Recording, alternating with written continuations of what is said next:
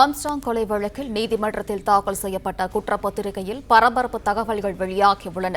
இதுகுறித்தான கூடுதல் தகவல்களை தருகிறார் நமது செய்தியாளர் கதிரவன். கதிரவன், வணக்கம். விவரங்கள் என்ன கதிரவன்? ஆம்ஸ்ட்ராங் கொலை வழக்குல 30 நபர்கள் மீது குற்றப்பத்திரிகையானது தாக்கல் செய்யப்பட்டிருக்கிறது. 30 நபர்கள் குற்றவாளிகளாக சேர்க்கப்பட்டு அவர்கள் மீதான பத்திரிகையானது இன்று நீதிமன்றத்தில் தாக்கல் செய்யப்பட்டது.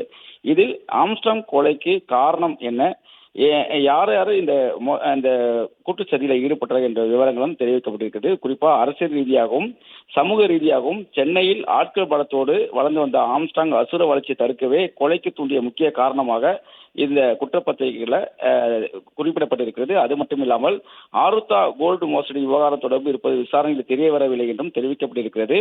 ஆம்ஸ்ட்ராங் கொலை செய்ய 4 முக்கியமான முன்விரோதங்களையும் அந்த குற்றப்பத்திரிகையில் குறிப்பிடப்பட்டிருக்கிறது.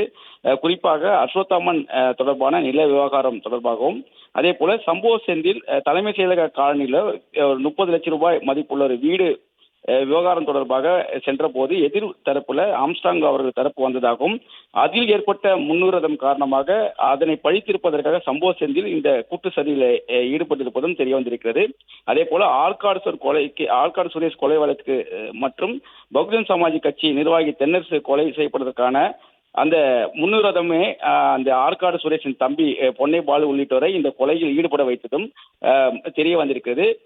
முதல் குற்றவாளியாக இருக்கக்கூடிய நாகேந்திரன் சிறையில் இருந்தபடியே அனைவரையும் ஒருங்கிணைத்திருப்பதும், அதே போல 2வது குற்றவாளி சம்பவ செந்தில் பண உதவிக்கு முக்கிய உதவி செய்திருப்பதும் தெரிய வந்திருக்கிறது.